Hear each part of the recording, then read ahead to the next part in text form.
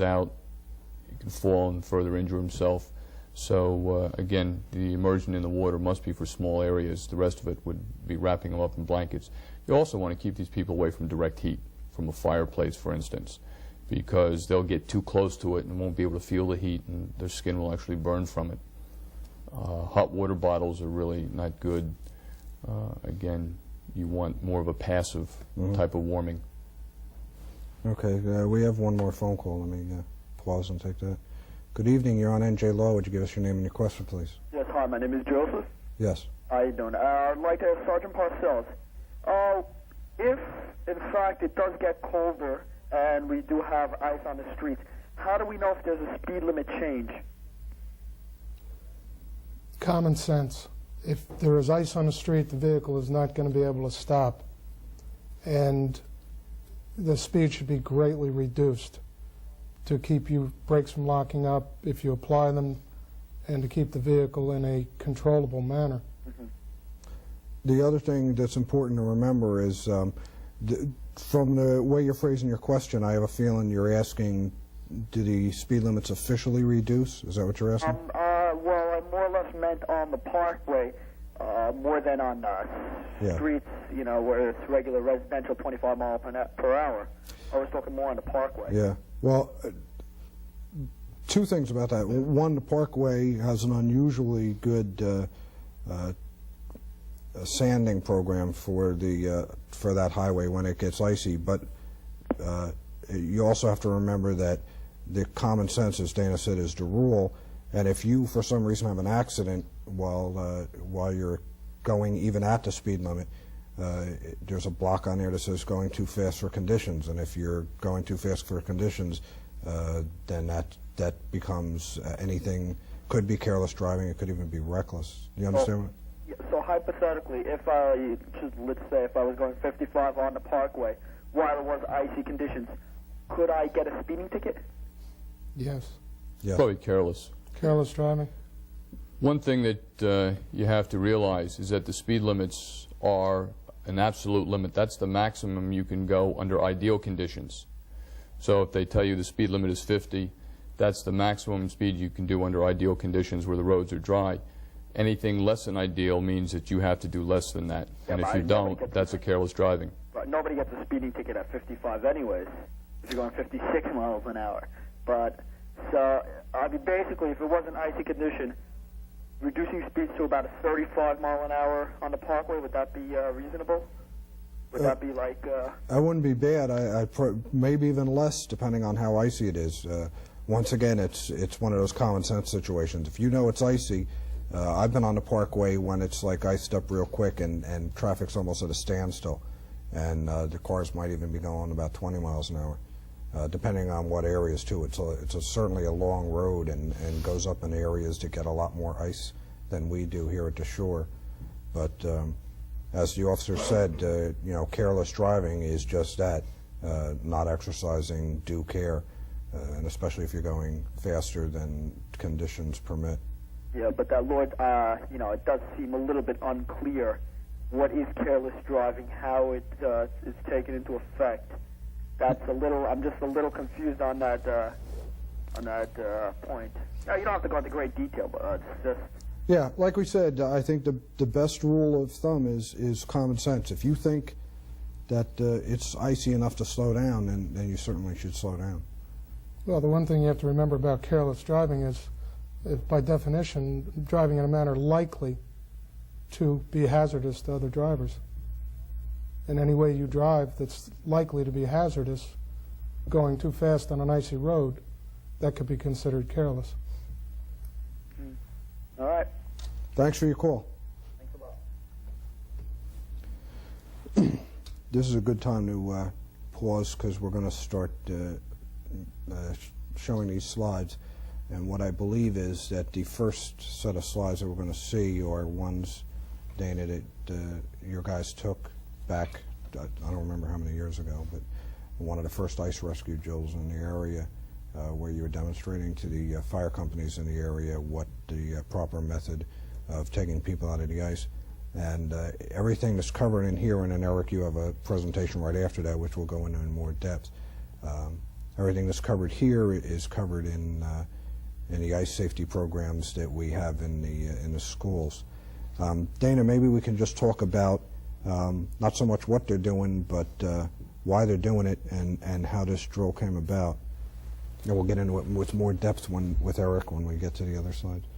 Okay, back in the 70s, there really was no programs or films or books except the 1934 Red Cross Manual on Ice Rescue.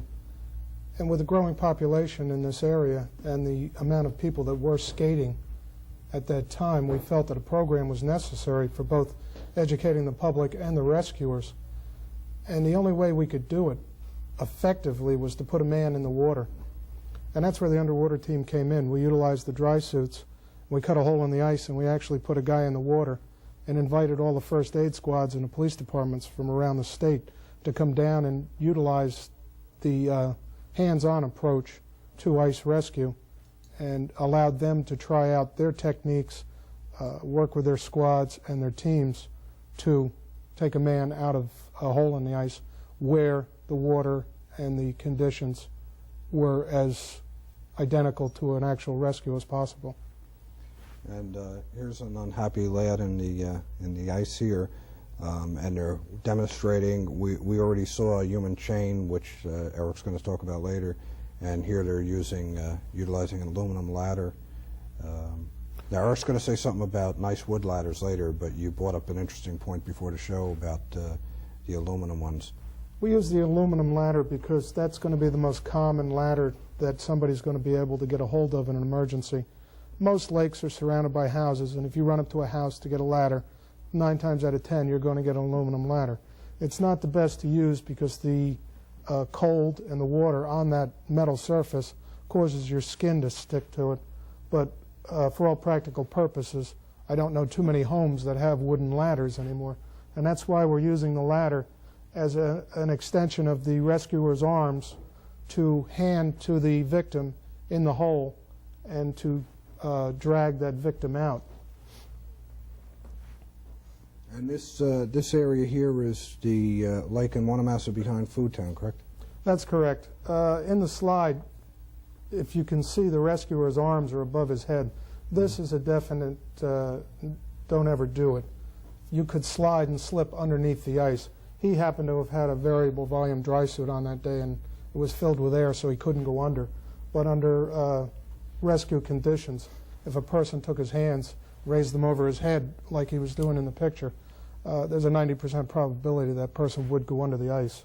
And once you get under the ice, you're not able to know exactly where you are, so that's very difficult unless you can actually see underwater. And you can't do that in Deal Lake. Yeah. One of the slides that's coming up in a second or two deals with a boat, which I don't believe is in your slides, Eric. Yep.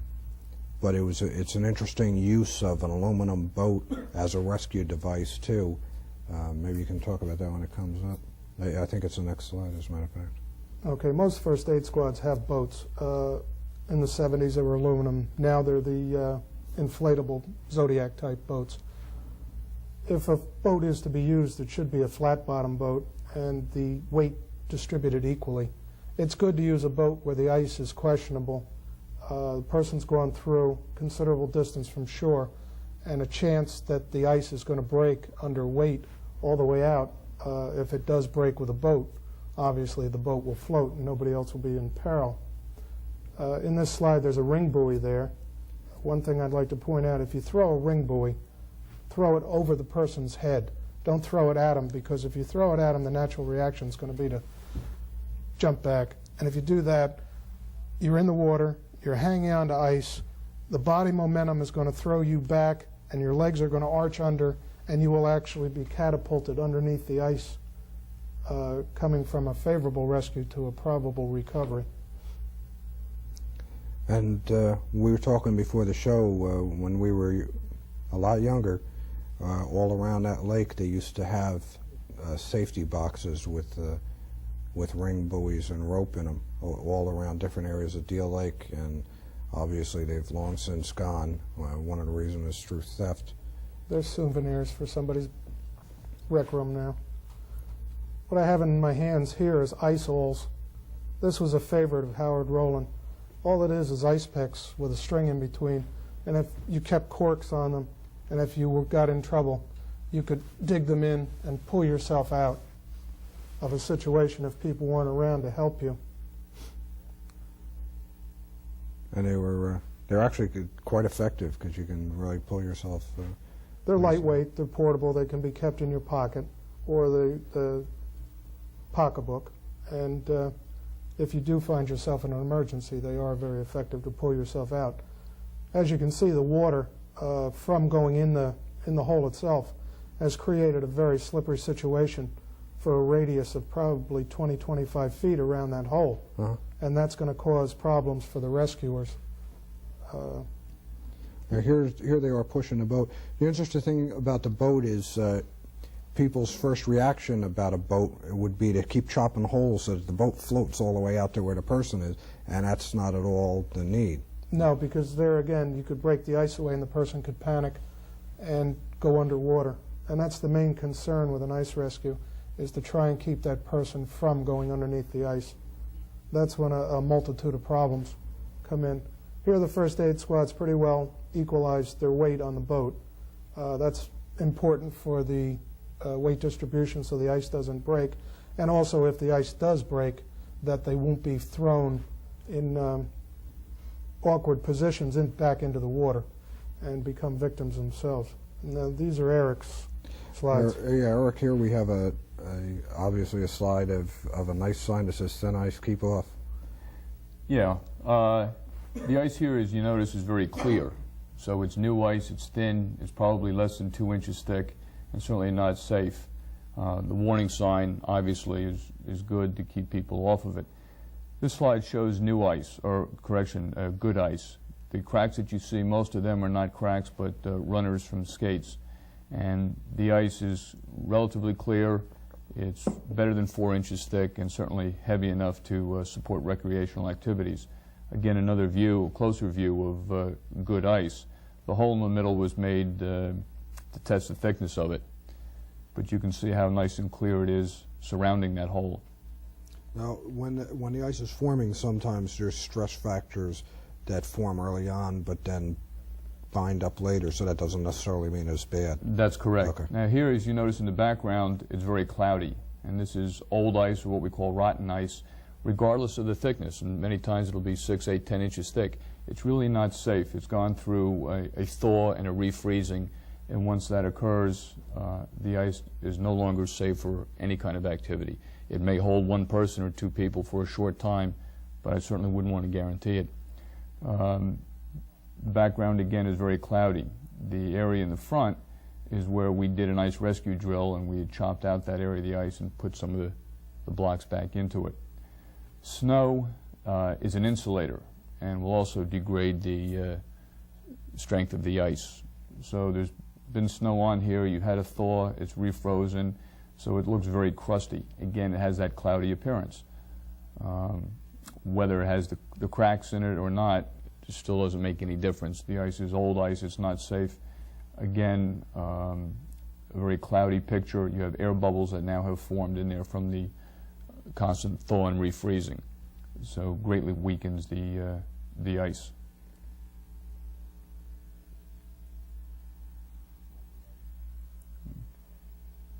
This is older ice. I don't know the thickness of it, but again, it has that very cloudy appearance, making it unsafe. Salt water will have a more cloudy appearance than fresh water will. The difference with the two is fresh water doesn't take so long to freeze. When it does break, though, it breaks real rapidly, where salt water tends to sag before it gives away.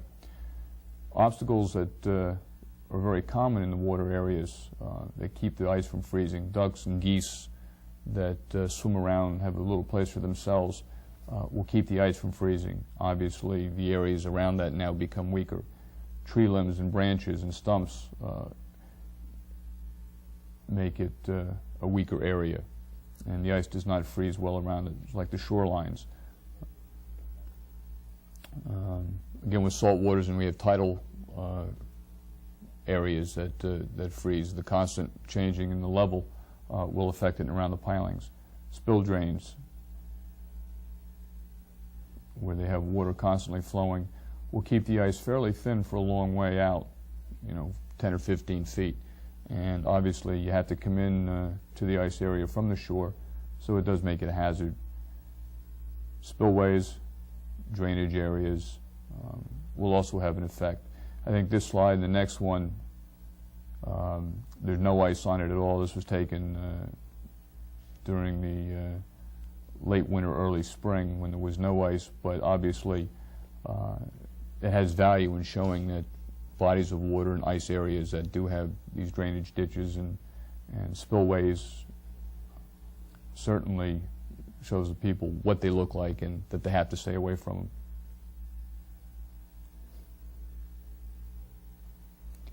As I mentioned earlier, snow is an insulator. The longer it stays on, the greater the tendency the ice has to thaw. So here you see one of the park rangers clearing the snow from the ice within 24 hours after it fell. And speaking to county park rangers, these slides were taken by the Monmouth County Park Rangers in conjunction with an annual ice rescue program that I've done for them for about 8 years now. What park is this? This, I believe, is Homedale Park. It's either Homedale or Turkey Swamp, I don't remember. Okay, some of the warning signs, this sign is very good, thin ice, keep off. You'll notice some of the subsequent slides that they're really not specific. And children and teenagers certainly have to have very specific information. This one says, sorry, no skating, thin ice, but it doesn't say you can't walk on it, you can't run on it, or you can't play ball or frisbee or anything else. And most of these ponds have hills next to them, and they slide down on the sleds and come out onto them. You just can't go on them. Danger of thin ice, but it doesn't tell you to keep off. And most of these signs have been changed so that to make them more specific, people will hopefully obey them.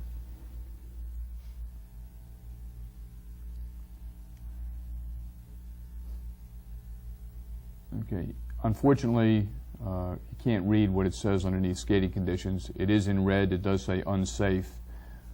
Again, it's not specific. It just says unsafe for skating, but it doesn't mean you can't walk across it. And unfortunately, to us, it means just stay off it completely. For most people, it doesn't give them that direction. Again, so does this: no pets and sleds and hockey, but it doesn't say stay off the ice. And it's an old ice, very cloudy, very unsafe. And my favorite one's coming up here. This really tells us a lot about the condition of the ice and how safe it is. The ice in the back is very clear, so it is good ice. It's safe enough, but the sign here may have been covered up to say a danger area, and because the ice now was good, they've covered it. Signs forget, people forget to uncover certain things. This is an ice rescue in a drill. You have some rescuers on shore, and the main thing here is that you have to have a safety line. If one or two people are going out to the victim who's in the water or through the ice, you must have a safety line in case the ice does break under them, and at least they can be rescued. Here is a wooden ladder that's used. The wood slides very well on the ice. It doesn't freeze up. The skin won't stick to it. They're very easy to make. These are out of 2x4s. And the interesting thing with these wooden ladders is that the cross members are on top and not in the middle as your standard extension ladder is. People lose their dexterity in cold water, cannot necessarily hold things tightly. With the cross members going across the ladder, you can get your arm underneath it and wrap it around. Previous slide was a human chain and somebody having a pole at the end so they didn't have to go all the way to the victim. The ring buoys, which are very effective both for ice rescue and water rescue. Here the victim can put their arms through the ring and be pulled out. It's easier than grabbing onto a line. This is one of the divers from the Fairview First Aid Underwater Recovery Team who's volunteered to go in the water underneath the coveralls, he does have a wetsuit on. And the rescuer here throwing the ring buoy to him. You notice the diver has his arm through the ring buoy and now can be pulled out. Most people who are victims are in a panic, so the rescuer is going to have to tell them what to do. They may just see the thing go by and be too disoriented to realize I'm supposed to grab it, or they may grab the rope that's around the ring. Okay, and that's there really for decoration. It's not a device for hanging onto. And this is a human chain. You want to spread the weight out as much as you can on the ice. On a close-up view, you'll see where they alternate. Here the rescuer is holding the left leg of the one in front of him. The rescuer behind that person will then be holding the right leg. So they're staggered and distributing the weight over a larger area.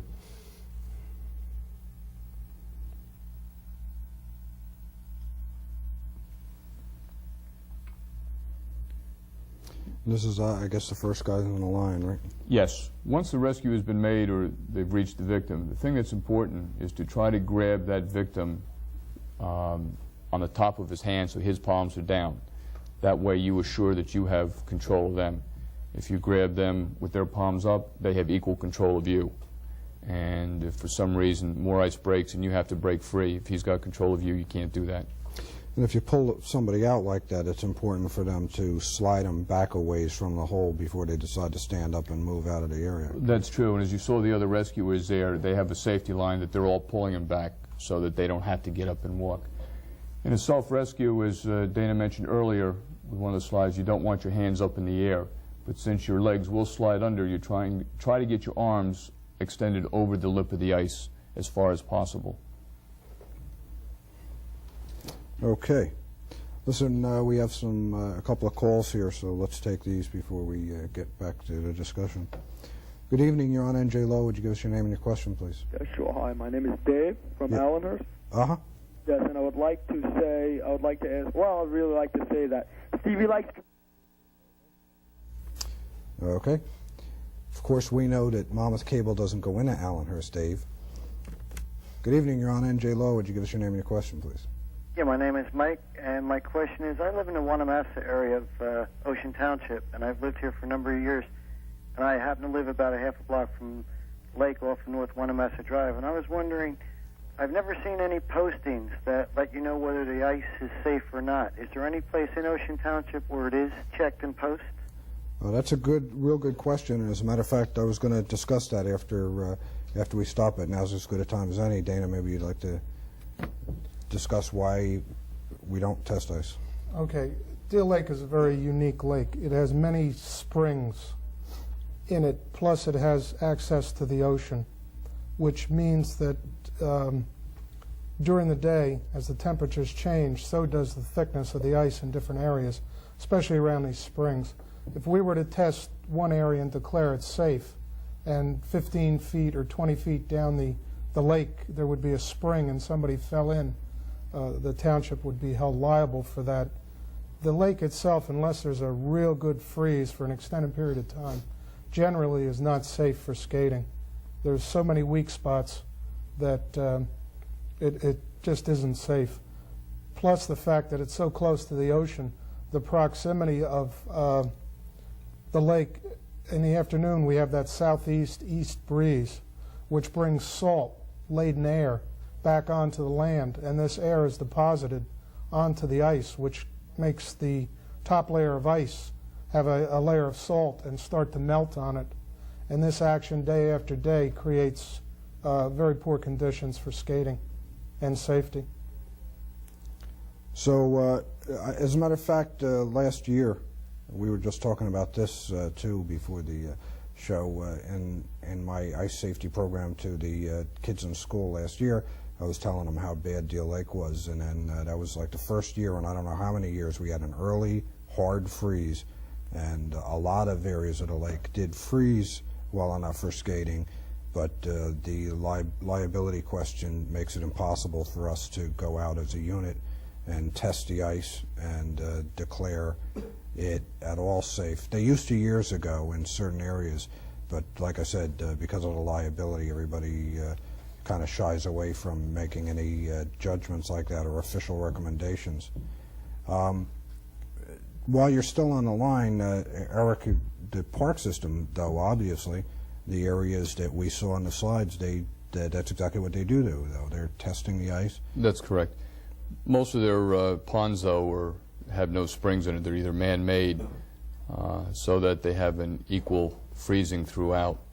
And they go out daily and check them. They must have a minimum of 4 inches before they allow anybody on it. And most of them, I believe now, they've increased that to 6 inches. Is Shark River Park one of those that is skating okay?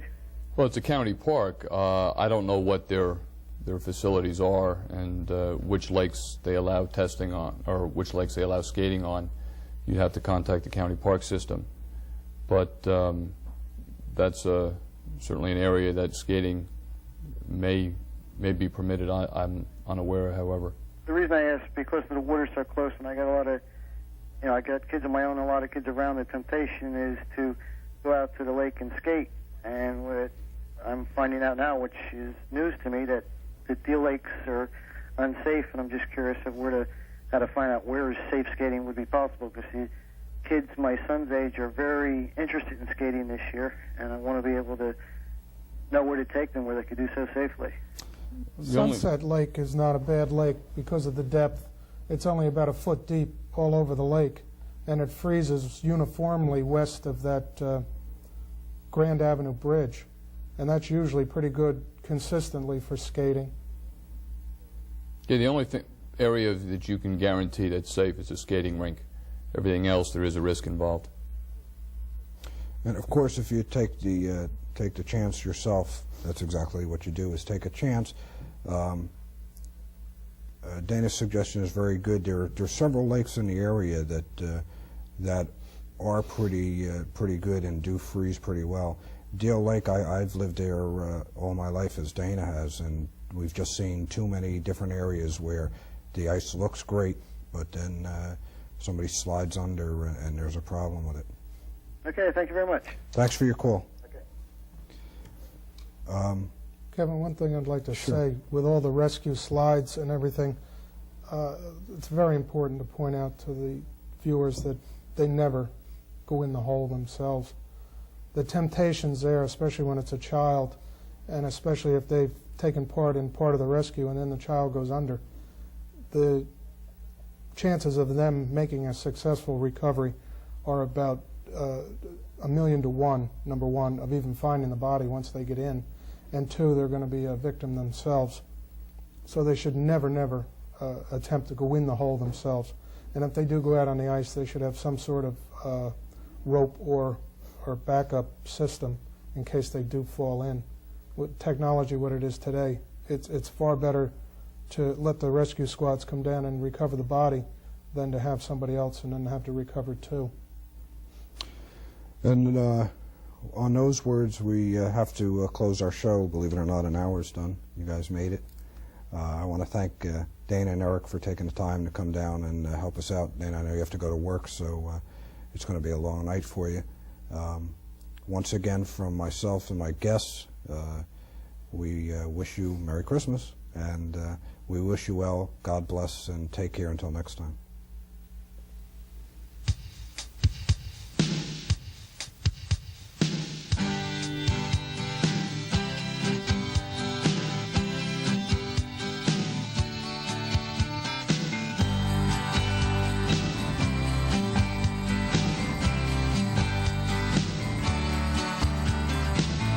Jersey winter's rolling in, the chill has filled the air. Shoppers laden with packages, but they don't